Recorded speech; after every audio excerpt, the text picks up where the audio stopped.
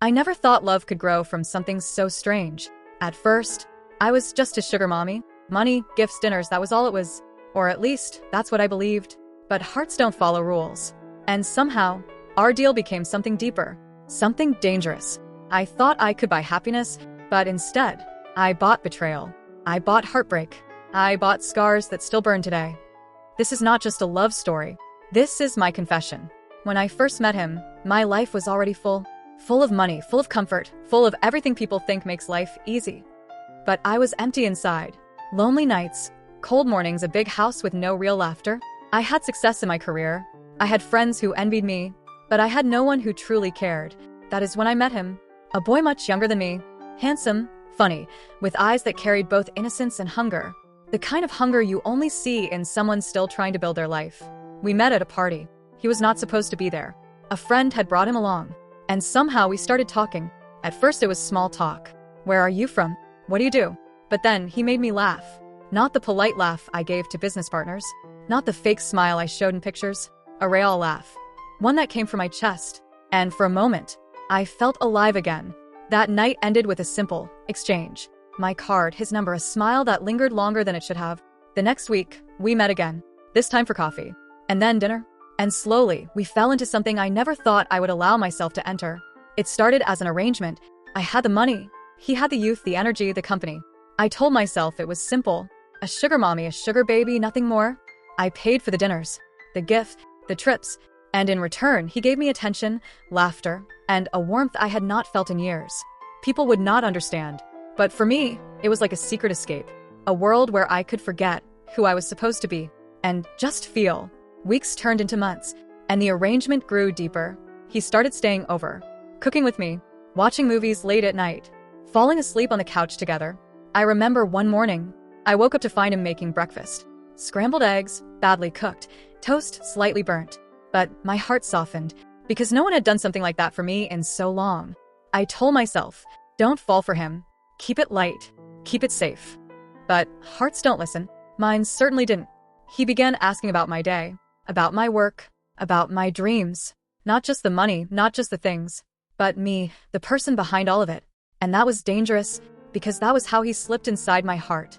My friends started noticing. You look different, they said. You're glowing? Is there someone? I would smile, but I would never tell the full truth. Because how could I explain it? How could I say, yes, I am dating someone younger, someone who should be building his future, while I already have mine? So I kept it quiet. A secret love. Wrapped in money, but slowly unwrapping into something raw. One evening, we sat on the balcony, wine glasses in our hands, city lights shining below us. And he said, you know, sometimes I forget about the money. Sometimes I just feel like we're us. Those words, they struck me, because deep down, I had started to forget too. Forget the arrangement, forget the roles. I had started to see him not as someone I paid for company, but as someone I wanted, someone I needed. The nights grew longer. The laughter grew louder. The kisses grew softer, and my walls grew weaker. I told myself again and again, this is dangerous. Don't trust it. Don't fall too deep. But love, or what felt like love, had already planted its seed. There was one moment that sealed it for me. We were walking in the park. An old couple walked past us, holding hands, smiling, and he leaned closer and whispered, that could be us one day. My heart stopped, because for the first time he spoke of a future. Not just dinners, not just gifts, not just nights in bed. A future. And that future was something I didn't even know I wanted until he said it. So slowly, carefully. I let myself believe that maybe, just maybe, this wasn't just sugar and sweetness. Maybe this was love. Real, fragile, dangerous love. I invited him more into my world, introduced him to a few close friends, took him to events by my side. Let him stand not as someone I paid for company, but as someone who could stand beside me. And the more I did, the more normal it felt, until the line between arrangement and relationship disappeared. I no longer saw him as the boy I paid to stay. I saw him as the man I wanted to keep. Yes, it was strange. Yes, people would never understand. But in my heart, it felt real. And real was all I ever wanted. That was the beginning. The sweet beginning. Before the cracks appeared. Before the lies started to whisper. Before the truth began to bleed through. But in that moment, in those early days, I was happy. And I thought, this time, maybe I won't end up broken. The more time we spent together, the more real it became. He was not just a boy anymore. Not just someone I paid for company. He was my partner, my comfort, my secret joy. We built little routines, morning coffee together, long walks in the evening, late night movies on the couch. Ordinary things, but for me, they felt extraordinary because I had lived so many years with emptiness. And now, suddenly, there was life in my home, laughter in my rooms, warmth in my bed. I started to trust him, really trust him. I let him see my flaws, my fears, my scars from the past, things I had never shown anyone. And he listened quietly, gently, like he truly cared. One night, I told him about my first heartbreak, how it broke me, how it made me cold. And he held my hand and whispered, "You'll never be broken like that again, not with me." Those words, they melted walls I thought would never fall. And I believed him, because his eyes looked honest, and his touch felt safe. We began to dream together. He talked about traveling, about buying a small house one day, about waking up with me every morning, about building a life not made of money but of love. I laughed sometimes. Do you know how unrealistic that sounds? I would say, but secretly, I wanted it too. I wanted a simple love, a love without roles or rules. He introduced me to his friends. Not all of them knew the truth about us. To them, I was just his girlfriend, and strangely it felt good. It felt normal. For the first time in years, I was not the rich woman, not the successful one. I was just a woman in love. He even brought me to his family once, a small gathering. They looked at me with curious eyes, but he stood proudly beside me, holding my hand, and in that moment, I felt accepted. We built memories, road trips with bad music, cooking together and burning the food, staying up all night talking about silly things, and waking up with smiles instead of tears. I started to imagine a forever with him, not just a season, not just a temporary arrangement, but a life, a marriage, a real future. I remember the night he first said it. We were lying on the couch, his head resting on my chest, and he whispered, "You know, one day, I want to marry you." I froze. My heart skipped, because marriage was not something I ever expected from this. It was not supposed to happen, and yet when he said it, I wanted it. I smiled softly and whispered back, "Maybe one day." From that moment, our bond felt different. It was no longer just about now. It was about tomorrow and the days after. We began planning trips, talking about places we wanted to see. Italy, Paris, beaches, and mountains. We spoke like dreamers, like two people who believed love could fix anything. He started staying longer at my home, his clothes in my closet, his toothbrush next to mine, his books on my shelf, until it didn't feel like my house anymore. It felt like our home.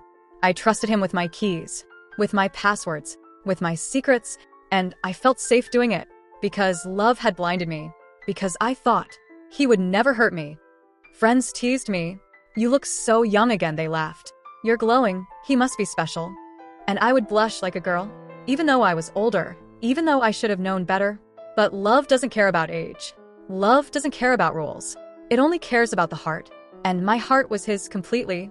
There were small things that made me believe even more. The way he looked at me when I was tired, the way he held me when I cried, the way he laughed at my bad jokes, the way he made even the darkest days lighter. Sometimes at night, I would watch him sleeping, his face soft, his breath slow, and I would think, this is it. This is what I was waiting for all my life. For years, I thought money would fill the emptiness. But money never gave me this. This warmth, this closeness, this fragile but beautiful thing called love. I gave more of myself to him. Not just money, but time, energy, heart, soul. I was not his sugar mommy anymore. I was his partner, his lover, his almost wife. And I thought, nothing could ever take this away. Nothing could break us, because what we had felt stronger than anything else. But sometimes, the stronger you feel, the harder the fall. Because beneath the smiles, beneath the kisses, beneath the promises, there were shadows I chose not to see, hints I chose to ignore. But in those days, in that bond before the storm, I believed, I trusted, and I loved. I let myself be blind, because I thought blindness was safe, because I thought love was enough, and maybe, just maybe, that was my biggest mistake. At first, everything looked perfect, but slowly, very slowly, little cracks started to show. It began with small things, missed calls late at night, messages he hid quickly when I walked into the room, excuses that didn't sound real. But I told myself, it's nothing, don't ruin this. He was younger, full of energy. He loved going out, meeting people, partying. And I was older, more calm, more quiet. Sometimes I worried, will he get bored of me? He would say, don't think like that. Age doesn't matter. But sometimes I saw his eyes wander when we were out, when younger women walked by, And though he never said anything, I felt it, that sharp sting of fear in my chest. He started staying out later. Just with friends, he said. Just drinks, just fun. And I tried to trust him, because trust was all I had, but the doubts kept whispering. Every time he came home smelling of perfume, every time he laughed too loudly at his phone, every time he changed his password again, I told myself, don't ask, don't fight, he loves you. But deep inside, I knew something was slipping. Our conversations began to change. At first, he asked about my day, my feelings, my dreams. But slowly, his words grew shorter, colder, distracted. Sometimes, he didn't even listen. He just nodded, eyes on his phone. And I would sit there, smiling, pretending not to notice. Jealousy started to live in me. Every time he left, my mind painted pictures. Who was he with? What was he doing? Was I enough for him? Or just a chapter in his story? One night, I saw a lipstick mark on his shirt. It was faint, but I knew it wasn't mine. My heart dropped. But when I asked, he laughed. Oh, come on, it's just from a friend's hug, don't be silly. I wanted to believe him, so I forced a smile. But inside, something broke. Little fights began. Over nothing, over everything. He said I was too controlling. I said he was too distant. The laughter that once filled our home became silence, sharp and heavy. Sometimes, I caught myself staring at him, trying to read his face, trying to find the truth in his eyes. But his eyes were harder now, less soft, less open, and I wondered, where did my gentle boy go? Where did my partner go? I started giving more gifts, more money, more freedom, hoping it would keep him close, hoping it would remind him of what we had. But the more I gave, the further he drifted. He began to talk about freedom, about needing space, about how he felt trapped sometimes. And every time he said it, my heart cracked a little more. I tried to hold on, cooking his favorite meals, surprising him with little notes, smiling even when I wanted to cry. But love cannot be forced.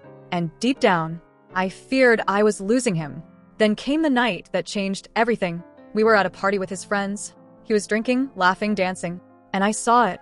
The way his eyes lingered on another woman. The way his hand rested too long on her back. The way his smile was different, brighter, alive in a way it hadn't been with me for weeks. I froze. My chest burned.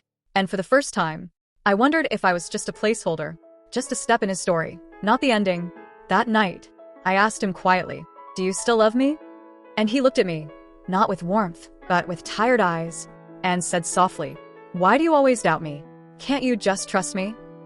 I nodded, pretending to accept it, but inside, the question stayed, echoing louder than his answer. The trust that once felt unshakable now felt fragile, thin, like glass about to break.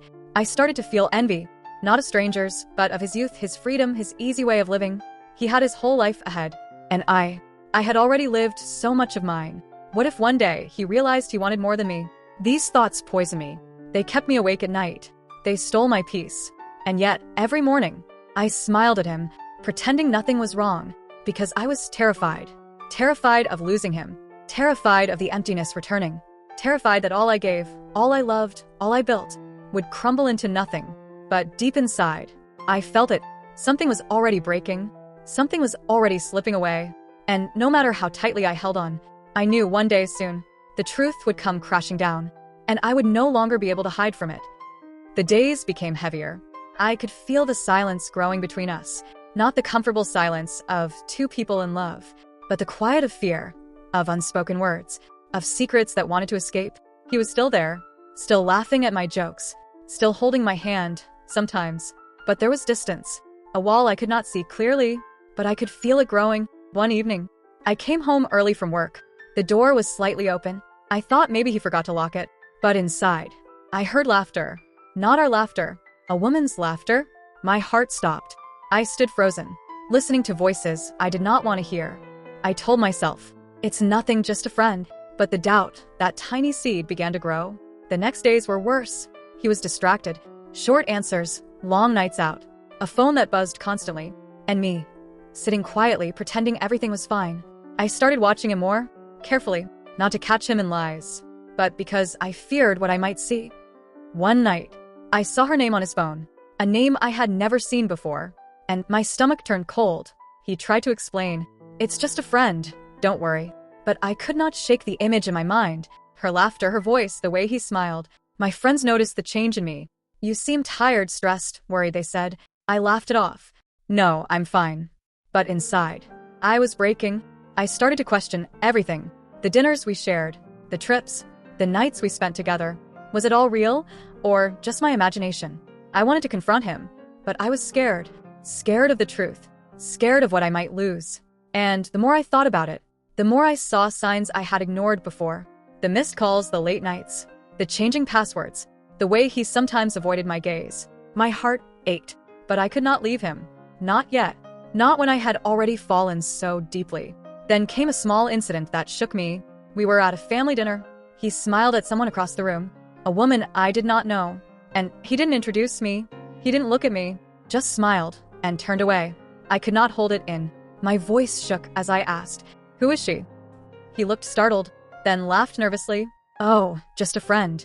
Nothing important." But I could see it in his eyes. A flicker of guilt, or maybe excitement. Something he tried to hide, and failed. That night, I could not sleep. The room felt empty. Even though he was lying beside me, I felt alone, more alone than ever before. I began noticing every little thing. The perfume on his collar, the extra messages on his phone, the way he sometimes smiled when reading a text. And I knew something was about to break. I started questioning myself. Was I too controlling? Too insecure? Or was he really hiding something? Something I was not meant to see yet. The tension grew, even in small gestures. The way he avoided eye contact. The way he sometimes went silent in the middle of a conversation. The way he seemed happier away from me than with me. I tried to remind myself. All the love we shared. All the moments we laughed. All the dreams we built together. But the doubts would not leave. They whispered louder each day. And then came the night. I finally knew. Not the full truth, but a glimpse. A shadow of what was coming. He was on the phone whispering. Softly smiling, calling her by name. And when he saw me standing there, he quickly ended the call. But the damage was done. I did not speak. I did not cry. I just turned away. Because in that moment, I realized the world I had built was fragile. And the foundation was cracking. I knew, soon, very soon, the real betrayal would arrive. And nothing, not love, not money, not dreams, could stop it. But still, I held on, because love is stronger than fear. Even when fear is whispering, even when betrayal is near. And that was the last peaceful moment I would have. Before everything changed. Before the heartbreak began. Before the life I thought I knew shattered forever. I should have seen it coming. All the small signs, all the hidden messages, all the stolen moments. But I didn't. I wanted to believe in him. I wanted to believe in us. Then one night, everything fell apart. I was cleaning the study when I found it. A letter, folded carefully, hidden under his laptop. My hands shook as I opened it. It wasn't addressed to me. It was for her. Her name written in elegant handwriting. And the words inside. Words of love. Words of passion. Words I had never heard from him. I couldn't breathe. I dropped the letter on the floor. My vision blurred with tears. And suddenly, the room felt smaller, tighter, suffocating. I remember hearing him come home. His voice calling my name. And I could not move. Could not speak. Could not even pretend to be calm. When he walked in, I held the letter behind my back. My voice shook as I asked, "What is this?" He froze, and for a moment, I saw guilt flash in his eyes. But then he laughed nervously. "It's nothing, just a friend. Don't make a big deal." But I knew it wasn't nothing. I knew it was everything I had feared. And in that moment, the world I had built collapsed. I couldn't speak. My heart ached with betrayal. I felt sick. I felt broken. I felt the cold hand of denial gripping me tight. "How could you?" I finally whispered. "After everything you lied to me?" He looked at me, eyes wide. "I didn't lie. I never meant to hurt you," he said, but his words sounded hollow, empty, useless. I wanted to scream. I wanted to run. I wanted to disappear.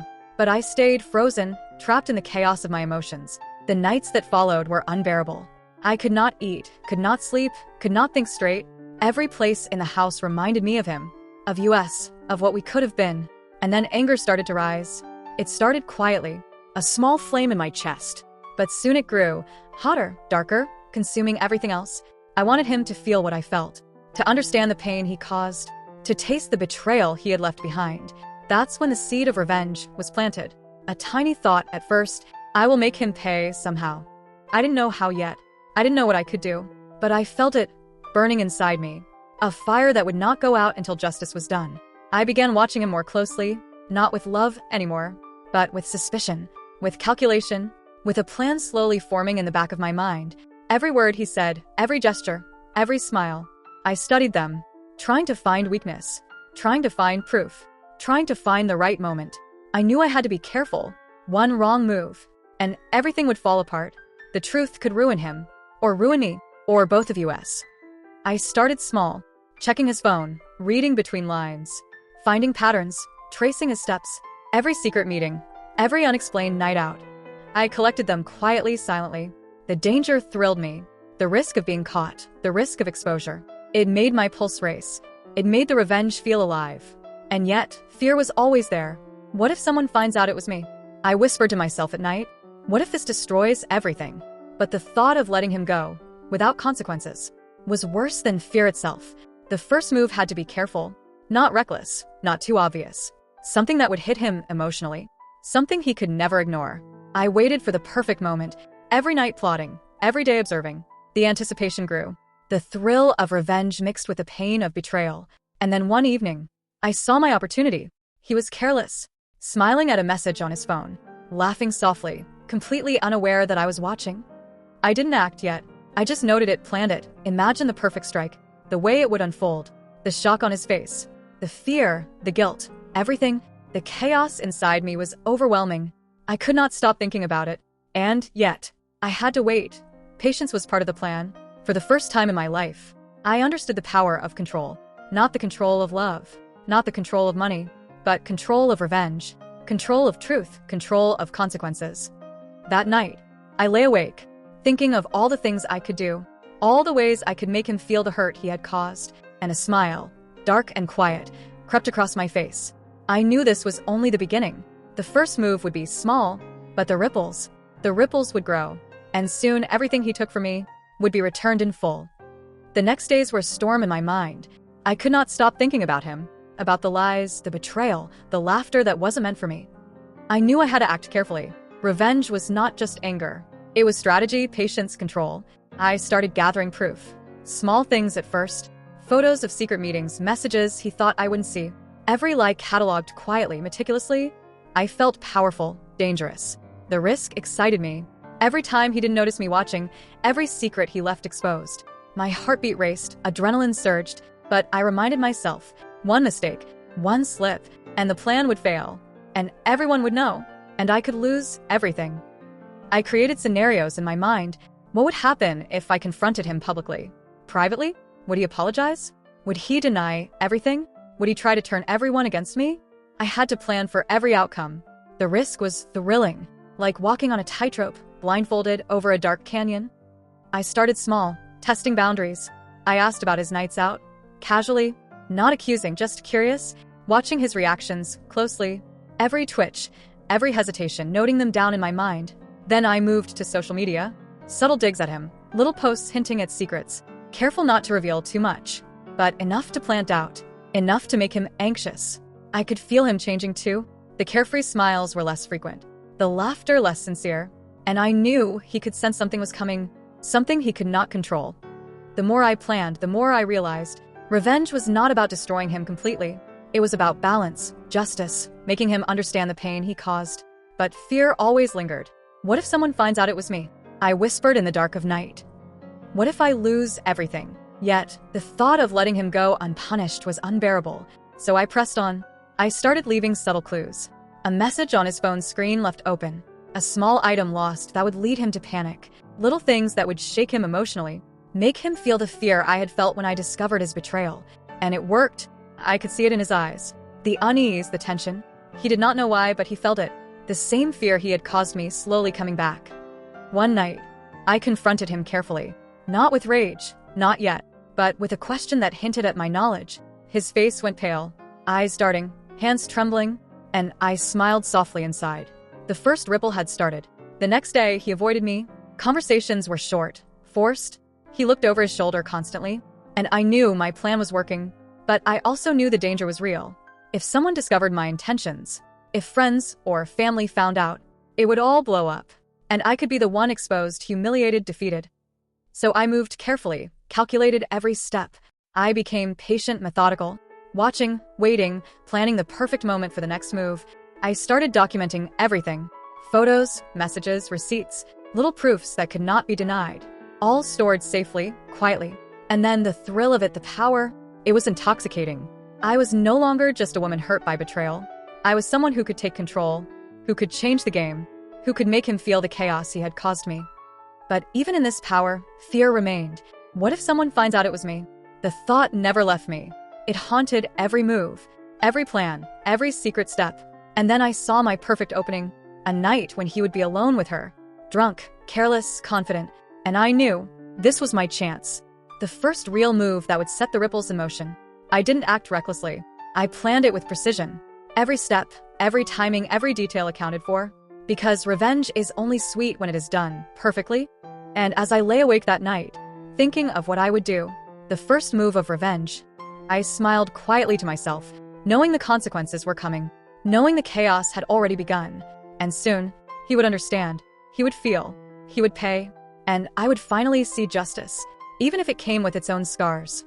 The night came, the one I had been waiting for. I felt my hands tremble with anticipation. Fear and excitement mixed together, a storm in my chest. He was leaving the house, going out to meet her, drunk with confidence, careless, unaware that I knew everything.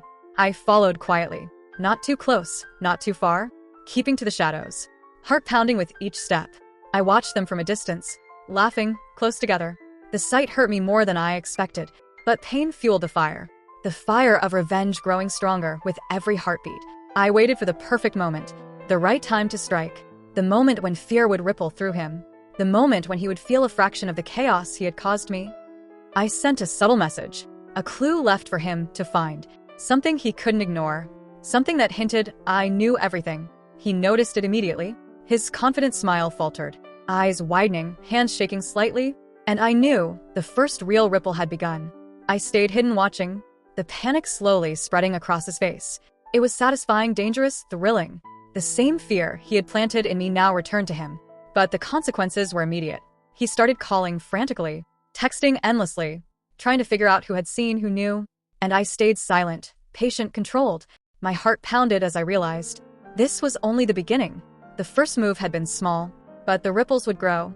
That night, when he came home, he avoided my eyes. Every word cautious, measured. And I kept my voice calm, gentle, not showing the fire inside me. He tried to explain. Blame shifted. Excuses made. But I only smiled softly and said quietly, I know. That simple phrase. It broke him more than any scream could have. Because he realized I had power too. Power over truth.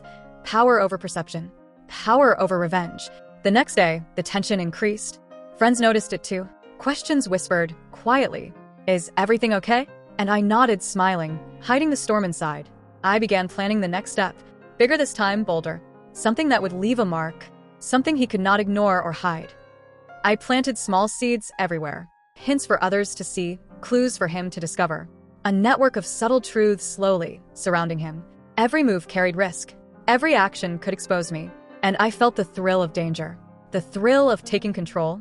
The thrill of revenge that was finally tangible. But fear remained. What if someone finds out it was me? I whispered to myself at night. And the fear made me sharper, more careful, more cunning. The consequences of that first move were already spreading. He was nervous around his friends, paranoid about his phone, suspicious of every glance I gave him. And I watched quietly, learning, planning, waiting for the perfect moment to strike again. The first real revenge had worked. The first ripple had hit.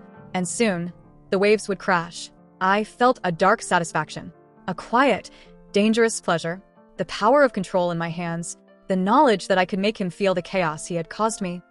But I also knew this path was risky. One wrong step, and everything could collapse. The truth could be revealed, and I could lose not only him but everything I had built. Still, I could not stop. I could not turn back. The fire inside me demanded action, and I would obey it. That night, as I lay in bed, I whispered to the darkness, Soon, very soon, you will understand. You will feel, and you will pay. The days that followed were electric with tension. Every look, every word, every gesture carried weight. He was nervous. I was patient, and the game had begun in full force. I started escalating carefully, not reckless, not obvious, but enough to make him sweat, enough to make him feel the fear I had felt. Messages leaked subtly, hints of secrets that couldn't be ignored. Friends started asking questions, and I remained calm, smiling softly. The chaos was rising around him, and I was the quiet storm in the center? One evening, I confronted him directly, not yelling, not crying, but standing tall, eyes fixed on his, and I said quietly, "I know everything." He froze, eyes wide, lips parted. The confident, careless man I once loved was gone, replaced by fear, uncertainty, guilt. I can explain," he stammered, but I interrupted gently. "No need. You already have." The silence that followed was deafening. I could see him unraveling slowly, the panic in his movements, the unease in his words. Every heartbeat mirrored the betrayal he had caused me. I began revealing the subtle truths I had collected. Pieces of evidence, small proofs, nothing dramatic yet, just enough to make him understand. The betrayal would not be ignored. The ripples spread quickly. Mutual friends noticed, questions arose, and he could not control the narrative anymore. I had seized it, quietly, perfectly. That night, he came to me, eyes desperate, voice shaking. "I didn't mean for it to happen like this. Please, don't ruin me." I looked at him calmly and said softly, "You already did this to us. Now it's your turn to feel." The first major wave of revenge hit. Not violent, not explosive, but precise, calculated, personal. The fear in his eyes, the tension in his voice, was exactly what I had imagined. But revenge is never clean. It carries consequences. And I could see the cracks forming around me too. Questions from friends, whispers in public, suspicions. The world began to feel small and dangerous again. Still, I moved carefully. Every step measured, every word chosen, every glance calculated. Because control was essential, and any misstep could destroy everything. I reminded myself of the risk. What if someone finds out it was me? And it made me sharper, more precise, more dangerous. The thrill of power mingled with fear. Every interaction a test, every conversation a potential trap. And I thrived in the tension, because this was more than revenge. It was reclaiming what he had taken from me. I planned the final confrontation carefully, the moment when he could no longer hide behind excuses, the moment when he would understand the depth of betrayal and the cost of his actions. That night, we sat across from each other, eyes locked, silence heavy. I handed him a small envelope, inside all the proofs, all the little truths, and watched as realization dawned on him. He tried to speak, but no words came. Only guilt, only fear, only recognition of what he had done. And I felt a quiet satisfaction. Not joy, not triumph, but calm, control, justice served in the way I had imagined. Yet, even as I watched him unravel, I knew the battle was not over. The world was watching, friends noticing, family questioning. The ripple effects of revenge could touch everything. I whispered softly, "Soon, you will understand completely." And, in that moment, the tension peaked. The first full wave of consequences had hit, and the chaos I had built meticulously was now real, unstoppable. I knew I had crossed the line, and there was no turning back. The world I had rebuilt with him would never be the same, but the pain he caused was now reflected back, and that was my quiet victory. It was the night I had been waiting for, the final moment, the one that would decide everything. I could feel my pulse racing, my hands cold, yet steady, every breath measured, every heartbeat loud. He arrived, unsuspecting, confident, careless, thinking he had survived my small waves of revenge. But tonight, everything would change. I met him in the living room, the air thick with tension. I held the envelope carefully, the proofs of his betrayal, everything he thought was hidden exposed. He saw me standing there and froze. "What is this?" he asked, voice trembling slightly. I didn't answer immediately. I let him squirm, let him feel the fear, the anticipation of the unknown. "Open it," I said finally, calmly, evenly. He hesitated, hands shaking. I don't understand." "You will," I replied softly. "You will understand everything now." He opened it slowly. Every paper, every message, every photo, every little proof of betrayal he thought I would never discover. His eyes widened, disbelief and panic mixed together. This can't be," he stammered. "I warned you," I said. "You should have thought about the consequences." The room was silent, except for our breaths. And then the first crack appeared, tears in his eyes, guilt washing over him like a tidal wave. The confident man I once knew shattered. "I didn't mean to hurt you," he whispered, but his words were weak, meaningless, and I cut him off sharply. "You did. You hurt me, deeply, and now you will feel it." His face went pale. He wanted to argue, deny, but I didn't give him the chance. I controlled the room, the moment, the narrative. I recounted everything quietly, steadily. Every lie, every secret, every stolen moment. He tried to interrupt, to justify himself, but I shook my head. No. This time you listen. All of it. Every word counts. The tension was unbearable. Every sentence cut him deeper. Every proof laid out in front of him. Undeniable. Undeniable. You thought I wouldn't see? I whispered. You thought you could get away with it? He looked down, ashamed, trembling, and I realized this was the ultimate betrayal. The moment he understood the magnitude of his actions. I didn't scream. I didn't cry. I let the silence do the work. The weight of truth, the heaviness of guilt. It crushed him slowly, perfectly. Then came the final confrontation. I stepped closer, eyes locked on his. You lied. You cheated. You betrayed everything we built. And now, I paused, letting the words hang. Now, it's your turn to feel. His lips parted. No words came out. Only fear. Only realization. Only the knowledge that he could not escape what was coming next. I handed him a phone, a recording of his own words, confessing to the secret relationship. Every laugh, every whisper, every lie captured perfectly. He looked at me, desperate, pleading. I can fix this, please. No, I said softly. No more chances. No more excuses. This is the end. I could see it in his eyes. The panic rising, the desperation. And I knew I had achieved exactly what I wanted. Justice, in the only way that mattered. Emotional truth. Undeniable. The room felt heavy. Even the walls seemed to hold their breath. And I felt a cold satisfaction. Not happiness, not triumph, but control, balance restored. The first part of the final revenge was complete. And though the consequences were just beginning, I knew this moment would stay with both of us forever. The next day, the world seemed different. Everything shifted. Nothing could return to how it was before. He avoided my gaze completely. Even the way he moved around the house was cautious. Every step calculated, fearful. And I watched silently, waiting for the perfect moment to push further. I knew I had him trapped, emotionally, mentally. The first revelation had shattered his confidence, but the second blow would break him completely. I called a meeting with his closest friends. I didn't yell. I didn't scream. I simply presented the truth. Every little betrayal, every secret, every lie, all laid bare in a calm, deliberate manner. The room was silent. He tried to speak, to justify himself, but no one listened.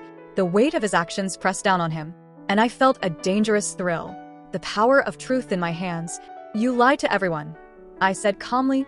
You thought no one would find out, but here we are. His friends stared, shocked, disappointed. Some looked at me with sympathy, some with quiet awe. And he was exposed completely. He tried to stammer excuses. I didn't mean to hurt anyone, but I cut him off sharply. You hurt me. You betrayed me. And now, everyone knows the truth. I could see it in his eyes. The fear, the panic, the desperate wish that he could erase everything, but he couldn't. I let him stew in it for a while. Let the tension build. Let the shame settle in his chest. Then I leaned closer, voice low, cutting. Do you understand now? Do you understand what it feels like to lose trust? To be deceived? To be replaced? He looked down, silent, trembling, and I realized this was the moment he truly felt the weight of his actions. I didn't stop there. I showed him the messages I had collected. The photos, the evidence, the undeniable proof. Every lie, every secret, every betrayal recorded and stored. He tried to look away, but I forced his eyes to meet mine. You wanted to hide everything, but secrets have a way of coming out. And now it's your turn to feel helpless. The intensity of the room was unbearable. Even I could feel my chest tighten. The power of revenge was intoxicating, but also heavy, because justice is never light. His voice broke finally. I'm sorry. I didn't know it would get this far. I shook my head slowly. Sorry doesn't fix the pain, doesn't erase the lies, doesn't return the trust you destroyed. The fallout escalated quickly after that night. Mutual friends avoided him. He was isolated, forced to confront every consequence of his actions. And I remained calm, collected, the storm I had created raging around him. Even his family noticed. Whispers, questions, cautious glances. And still, I did nothing reckless. Every move calculated, every word measured. Because the ultimate revenge is precise, controlled, devastating. I watched him crumble slowly. And though the satisfaction was deep, I also felt a strange emptiness. Because revenge is heavy, and carrying it leaves its own scars. That night, I whispered softly to myself, soon it will all end, the final piece will fall into place. And in that moment, I felt both power and exhaustion, because revenge is not sweet. It is sharp, cutting, necessary, and the cost is always yours as well as theirs. The final moment arrived. the one I had been preparing for, the culmination of months of betrayal, planning, and tension. He sat across from me, defeated, eyes avoiding mine, voice barely audible. I can't fix this, he whispered. I shook my head slowly. No. You can't, and you shouldn't even try. I placed all the evidence on the table. Every lie, every secret, every betrayal. Proof that could not be denied. He stared at it, pale, trembling. Please don't ruin me, he begged. I leaned closer, voice low, cutting. You ruined us. You destroyed everything. And now you will live with it. Every day, every moment. Tears ran down his face. Shame and fear mixed into something raw and real. The confident man I once loved. Gone completely. I continued calmly, deliberately. You thought I wouldn't see. You thought I'd forgive. But forgiveness is not mine to give. Justice is. His hands shook as he reached for the envelope, but I pushed it slightly away. No. Not yet. You must understand fully. We sat in silence for a moment, heavy, suffocating, and I realized how much power I had. Not through violence, not through anger, but through truth, control, and patience. Then came the final confrontation. Not physical, but emotional. I loved you. I trusted you. And you lied. You betrayed me. Do you even understand what that feels like? His voice broke. I do. I do understand now. But I shook my head. Understanding is not enough. You must feel the weight of your actions. I revealed the final piece. A recording of his confession to another woman. Every word, every whisper, every lie captured perfectly. He looked at me, desperate, pleading.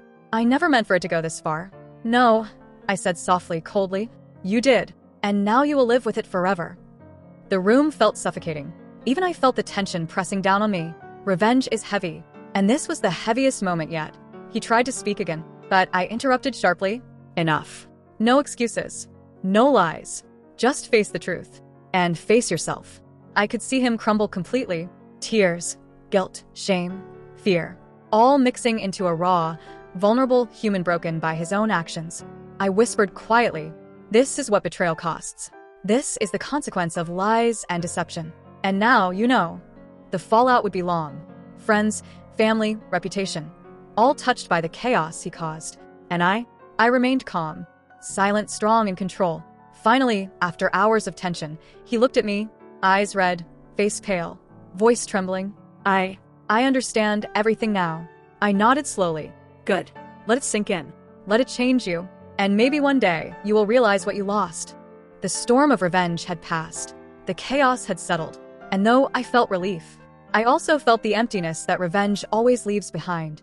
Because revenge is never sweet. It is sharp, cutting deep. It restores balance, but it leaves scars. And those scars are yours as well as theirs.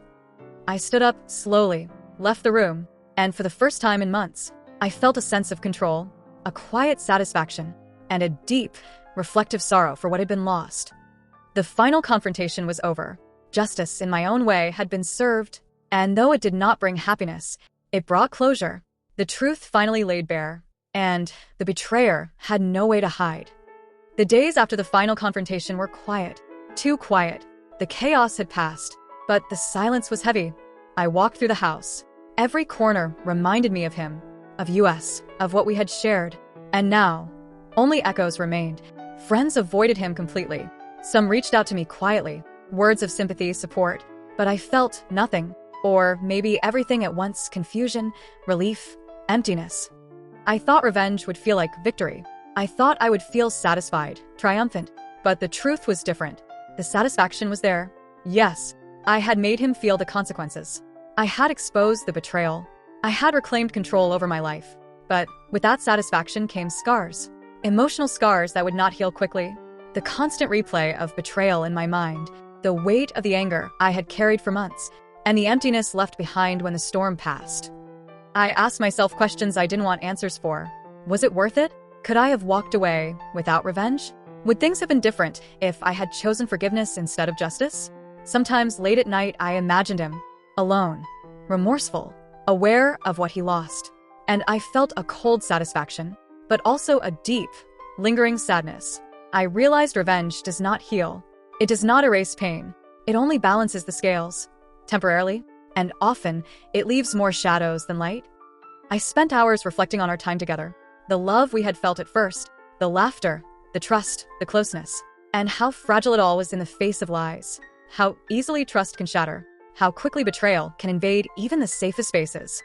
Some nights, I felt peace. The knowledge that he could no longer hurt me, that the truth was exposed, and that justice in my way had been served. Other nights, I felt emptiness, the absence of the man I loved, even if he no longer deserved it. The quiet of the house that once echoed with love, the memories of what could have been, all mingled with the weight of revenge. I learned that some revenge satisfies. It restores balance. It forces truth into the open, but it also leaves scars deep, invisible, permanent. I started rebuilding slowly. My life, my routines, my sense of self. Not for him, not because of him, but for me, for my own healing. I spent time with friends who truly cared, focusing on small joys, quiet moments, personal growth. Learning that happiness does not come from revenge, but from reclaiming oneself. And yet, the reflection remained. The lesson of betrayal, the cost of trust, the weight of deception, etched into my heart forever. Sometimes I think about him, not with anger, not with love, but with understanding. Understanding that people can break trust. Understanding that choices have consequences. Understanding that life moves forward, even after betrayal. The scars will remain. The memories will linger. But I am stronger now, more aware, more cautious, more careful with whom I give my trust. And maybe that is the ultimate lesson. Revenge can balance scales. It can expose lies.